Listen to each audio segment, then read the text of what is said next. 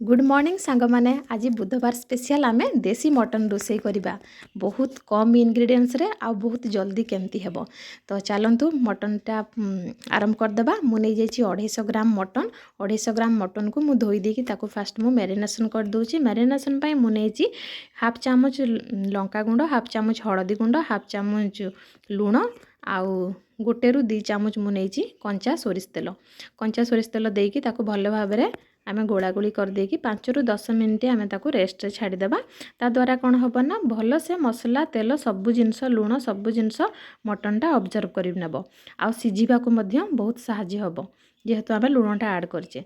एपटे आमे मसला रेडी करदेबा। मसला पाई मु नेइचे गोटा धनिया आउ कंचा लंका 2-3टा, दालचीनी खंडे, रसुण नहीं मु 4-5 पाखुड़ा नहीं जाइए रसुण, अदा 2-3 इंच आउ गुलकी टिके आमर इलायची जो छोट इलायची सेटा 3-4टा नहीं जाइए आउ टिके नहीं मु लवंग या मु भल भाव में पेस्ट बनई दीची। एपटे गोटे पतीला नहीं जाइए, पतीला रे मु आवश्यक अनुसार तेल नहीं जाइए आउ आलू 3-4टा मु ताकू दीदी फाड़ करके नहीं बेसी छोट पीस करें कहीं मटनटा कम से कम आधा घंटा तो आमर सिझा नब। तो आलू जदि आम अधिक छोट करदेबा तो आलूटा आमर केचा हो भल लगे। आलू को सब बड़े आप चुपा सहित ही भाजिकी देबे। कंचा आलू केबे देबेनी, चुपा छड़ेकी भी देबेनी, ता द्वारा टेस्ट रे कमी आसीजिवो। तो से जो बड़का तेल थिला सेथिरे मु गोटे चामच जीरा, 2टा तेजपत्र देकी टिके फ्राए कला पर मु नहीं जाइए 2टा काटी रखिथिबा पियाज। पियाज को पाखापाखि 50% ही भाजिबा, पूरा लाल करके जमा भाजिबानी, ता द्वारा आमर टेस्ट कमिजिवो। पियाजटा आमर सिझी से अवस्था ही आम मैरिनेशन करके रखिथिबा मटनटा को ऐड करवा। मटन को ऐड कला परे पाखापाखि मु 3 रु 4 मिनिट ताकू लो टू मीडियम फ्लेम रे मटनटा को मु भाजी नेबी। या द्वारा कौन हम मटन जो आमर गोटे आइंसाड़िया स्मेलटे आसी थाए से स्मेलटा बिल्कुल भी आसबनी। तो देखंतु मटनटा मोर केते बढ़िया गोटा गोटा हो जाइए। या द्वारा कौन हम मटन देखिए जितेबाला सिझीजिव केते सुंदर आमर हाडरू छाड़ीजिव किंतु मटनटा बिल्कुल केचा हेबनी। तो बर्तमान आम मसला ऐड करदेबा। बाटी रखिथिबा मु मसला को ऐड कर देछि। ता सहित लुण हाफ चामच, लंका गुंड हाफ चामच, हळदी गुंड हाफ चामच आ गोटा गरम मसलाटा को मु कोन करथिली ताको मु आगुरु मिक्सी रे पेसी नैथिली, गुंड कर नैथिली। सेठू हाफ चामच देकी ताको भल भाव रे गोळागोळी कर देछि।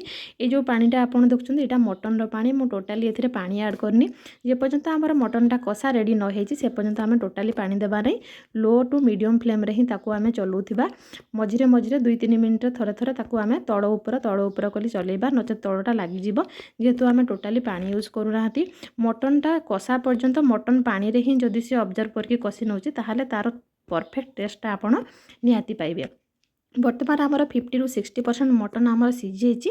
एबे मु काटी रखिथिबा गोटे टमाटो आ टिके गरम मसला को पकई दीची। टमाटोटा आमे आगुरु देबानी, आगुरु देले कौन हम मटनटा जल्दी सिझीबनी। तापरे मु घोडणी घोड़े दीची। एटा मु गोटे डिश रे बनौची।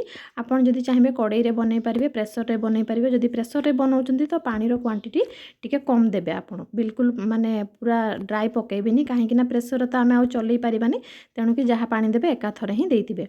तो देखंतु फाइनली आमर मटन वर्तमान 60 रु 70% सिझी जाइए। तो एबे आमर परफेक्ट टाइम अच्छी आलू पकेइबा। जदि आमे आरंभरू भजा आलूटा पकेइदेबा तो मटन सिझिबा सहित आलूटा मध्य ओभर कुक हो जा द्वारा आलूटा पूरा केचा हो भल लगे। आउ एई स्टैंडर्ड रे जदि आमे आलूटा पकेइबा आलूटा गोटा गोटा रहिबो आ देखिबा को भी लुक बहुत भल लगे, खाइबा को भी टेस्टी लगे। तो आलू को पकेइकी मु 2 रु 3 मिनिट पुणी ताकू चलाचुली कर नेइची। आउ एबे मु पानी टिके गरम करके रखिथिली, पाखापाखि 2 रु 3 कप पानी मु गोटे सस्पेन रे गरम कर नेइथिली। से पानीटा को ही ऐड करिवे। आपण जेते बड़े भी जेकोसी रेसिपी बनाउचंती जदि आपण ग्रेवी आइटम बनाउचंती तो गरम पानी यूज करंतु। गरम पानी यूज करबा द्वारा तार टेस्ट बहुत भल आसी थाए। ठंडा पानी रे एते भल टेस्ट आसी न थाए।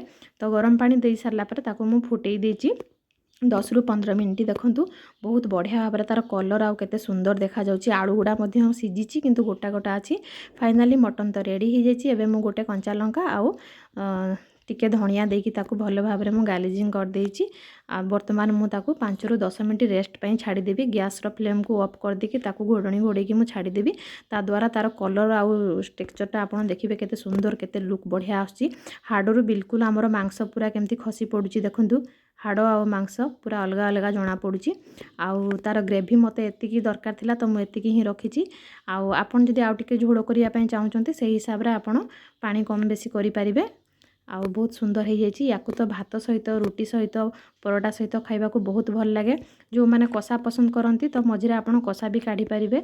तो ମୋତେ କଷା ଦରକାର ନଥିଲା ତେଣୁକି ମୁଁ ସବୁ ଗୁଡ଼ାକୁ ଗ୍ରେଭି ବନେଇ ଦେଇଛି। ଫାଇନାଲି ଚାଲନ୍ତୁ ଏବେ ମୁଁ ତାକୁ ସର୍ଭ କରିବି। ଆଉ ଗୋଟେ ଗିନାକୁ ମୁଁ ବାହାର କରୁଛି, କେମିତି କ'ଣ ଲାଗୁଛି ଟେଷ୍ଟ ବି କରିବା। ଯଦି ଘରକୁ କେହି ଫ୍ରେଣ୍ଡସ୍ ସାଙ୍ଗମାନେ ଆସୁଛନ୍ତି ତ ଝଟପଟ ଆପଣ ୟାକୁ ବନେଇ ପାରିବେ, ଅଧା ଘଣ୍ଟାରେ ଆପଣଙ୍କ ମଟନ୍ ରେଡ଼ି ହେଇଯିବ।